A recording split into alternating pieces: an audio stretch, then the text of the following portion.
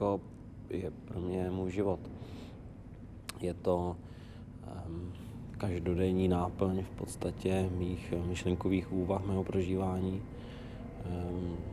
na tomto světě a prožívám to společně s naším týmem a s našimi lidmi v podstatě každý den, každý týden a hledáme něco, co má přesah a věřím, že to nalezáme v našem prožívání a naší každodennosti.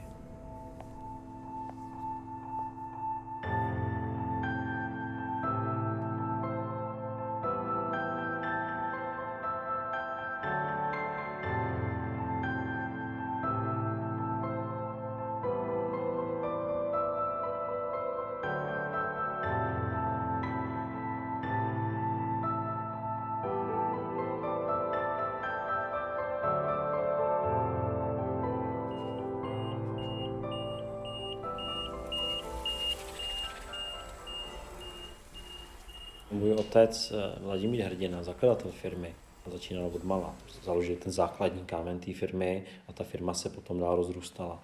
Já, když jsem do ní nastoupil, tak ta firma dělala ještě třetinový obraty a byla mnohem menší, než je třeba dnes. A my jsme se z začátku úžasně doplňovali, protože otec si vzal na starost finance a řízení firmy a já jsem se mohl realizovat v těch obchodních záležitostech. Začínalo nás celkem 7 lidí, 7 pracovníků. My jsme v podstatě v roce 1991-1992 se stali jedním z největších vývozců elišnaté ryzela jako společnost. Dosahovali jsme následně obratu až kolem 600-700 milionů korun. Když mi otec tu firmu předal, tak to byla pro mě velká změna.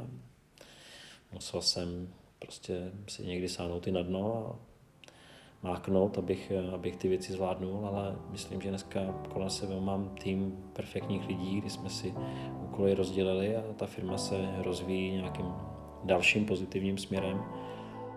Co mi na tom asi se líbí nejvíc, je spolupráce s lidma. To, že něco tvoříme, to, že se učíme spolupracovat, učíme se komunikovat, posouváme se dál.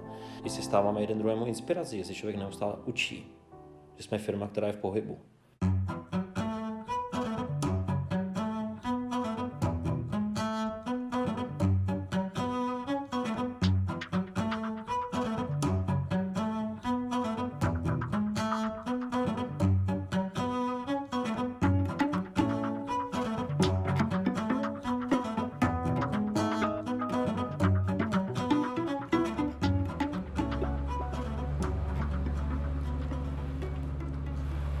Tak já u společnosti pracuji 16. rokem, momentálně tedy jako vedoucí směny na skladě.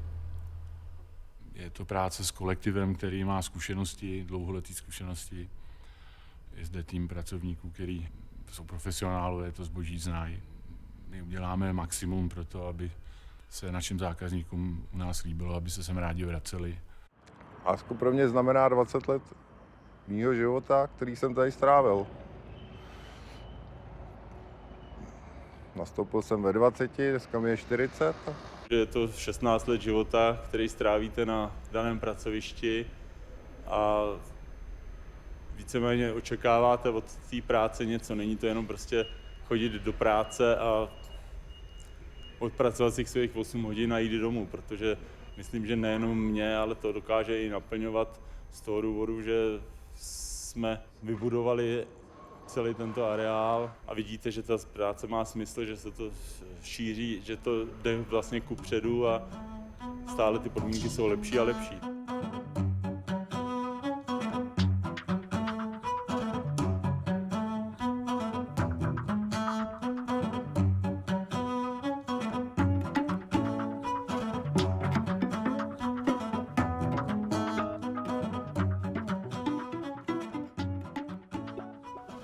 No já můžu říct jediný, že jsem v Asku ráda, že jsem si asi na něj počkala.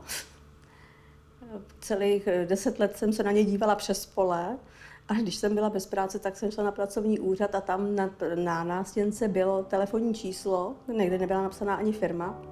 Tak jsem si to číslo vzala, no a když jsem zavolala z domova, Tak jsem zjistila, že je to ta firma, na kterou koukám přes pole.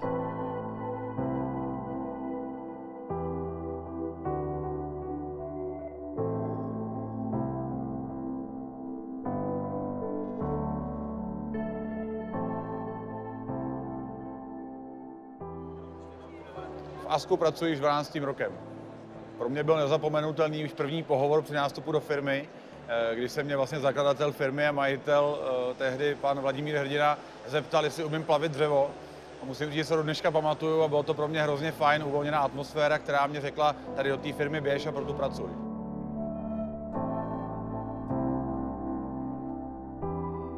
Ve společnosti působím na pozici vedoucího prodejny. Do společnosti jsem nastoupil hned po škole. Jsem vyučený truhlář a vlastně díky tomu jsem do ASKA i nastoupil. Truhléřinu dál nedělám, ale ASKA má hodně blízko ke dřevu, proto ta moje volba byla jasná, jsem nastoupit a jsem tu vlastně až do dneška.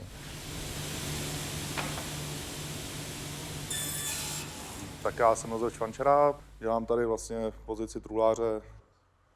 Pro mě je důležitý, že pracuji furt s tím materiálem, co prostě mám rád od malička. Už předtím jsem dělal samou truhlařinu přes dědu, od otce, takže jsem se od toho držel a jsem rád, že tady můžu jako pokračovat.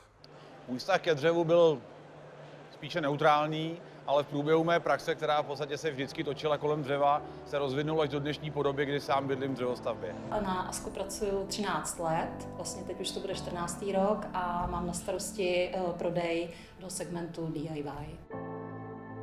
Pro mě osobně je hodně důležité, pokud se nám podaří samozřejmě vybrat produkt, který je hodně dobře prodejný, zákazníci si ho kupují a sklízí potom na těch marketech úspěch. Jeden z typů produktů jsou třeba tady podlahy, které teda tady zrovna vybírám novou kolekci a potom opravdu je hrozně příjemné, když na marketu vidíte, že člověk prostě si koupí podlahu, kterou vy tady vlastně s kolegy společně vyberete. Ve firmě ASKO se mi od začátku líbila její orientace na zákazníka, což znamená, že zákazník opravdu je ten, na jehož podněty se reaguje, podle kterého se firma ubírá a který ovlivňuje budoucnost a cíle firmy. Se zákazníkem prostě dobrý, že se s ním domluvím přímo tady na truhlárně, co potřebuje. Se mu snažíme vyhovět, že jo, kolikrát i domluvit a jako tak. No.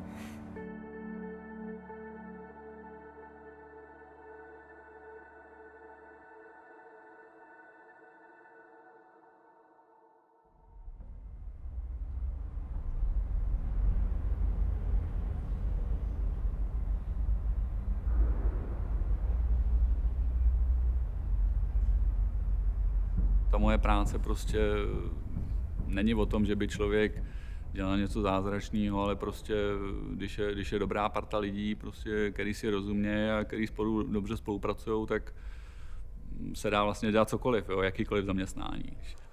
Já když jsem se nastoupil, tak jsem byl z toho docela rozčarovaný, protože nebyl jsem zvyklý prostě na práci, hrozně hekticky mi to přišlo tady. Jo. Já jsem si dělal elektrikařinu a prostě dělal jsem si nějakou svoji práci. Když jsem ji dodělal, začal jsem dělat druhou práci, že jo? Ale prostě já jsem sem nastoupil a tady prostě dělal jsem jednu věc, pak mě zavolali dělal jsem druhou věc, jo? A prostě já první 14 dní jsem si myslel, že tady nevydržím, jo? Prostě.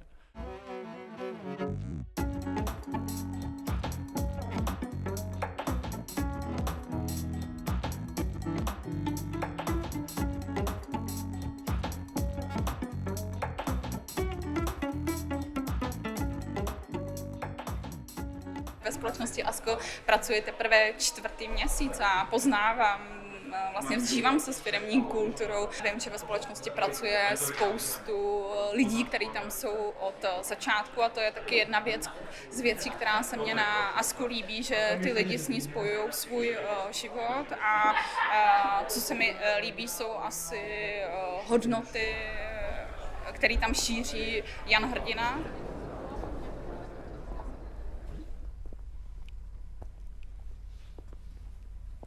My jsme firma, která se snaží mít určitý přesah ve společnosti.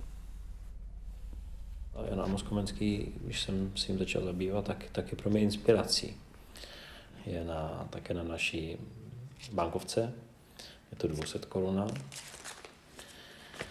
Na jedné straně je Jan Amos Komenský a na druhé je, jak ta dospělá ruka pomáhá té dětské ruce a ukazuje jí vlastně svět. Je láká jí a říká, pojď, provedu tě světem, budu ti pomáhat, ukážu ti, co je krásné, na co si dát pozor, budu ti sloužit. A o tom je vlastně i to vedení, o tom je to ředitelování. Je to o úctě a o respektu mezi lidmi vůbec.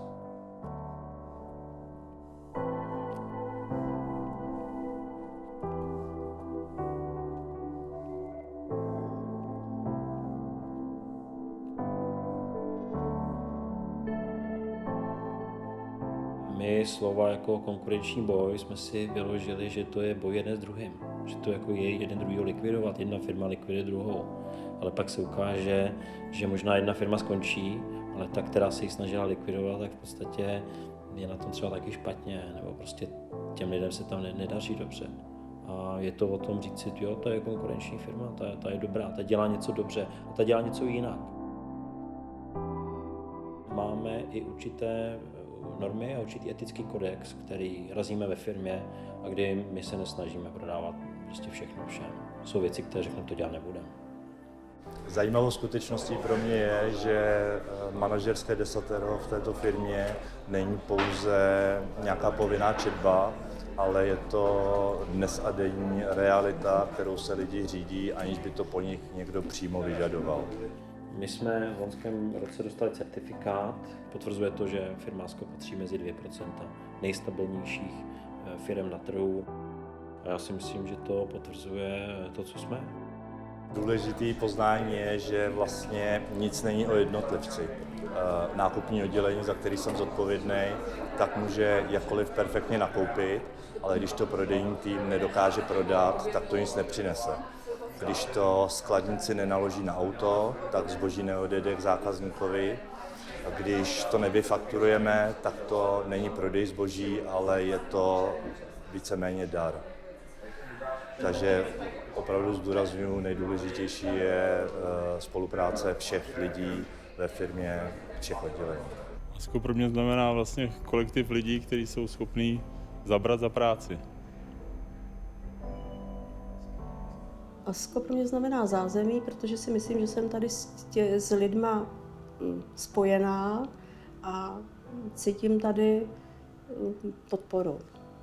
Já musím říct, že vlastně při tom nástupu by mě vůbec nenapadlo, že se mi i podaří tady dosáhnout takových úspěchů, že se přesunu do oddělení prodeje, protože jsem dřív v prodeji nikdy nefungovala. Prodej mě opravdu hrozně baví, naučila jsem se tady hodně věcí. Ta práce mi stále přináší uspokojení, protože vlastně výsledky vidíme okamžitě. Veškeré moje pracovní zkušenosti jsou spojení s ASKem a ani nevím, co bych dělal, kdybych odtud odešel. Jo. Kdyby se mě někdo zeptal před 20 lety, že bych tady mohl být 20 let, tak bych řekl, že nevím, nebo že to není možné. Ale dneska už zase bych řekl, že si to dokážu představit. Chtěl bych teda popřát vlastně firmě, jo, 25 letům výročí, jako hodně úspěchů do dalšího působení a myslím si, že to je fajn, že vlastně firma se takto těchto 25 let ve zdraví a v dobrém stavu dožívá.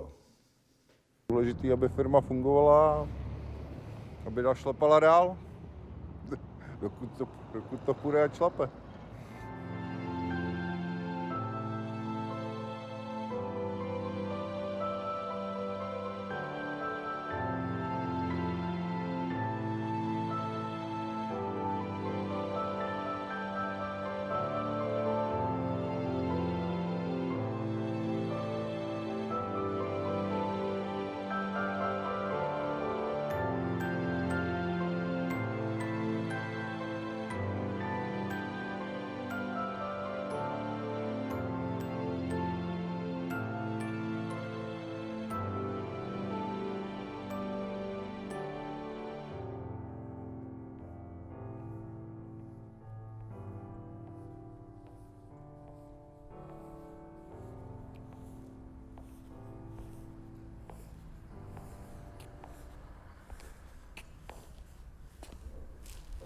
Ředitel bez lidí není nic.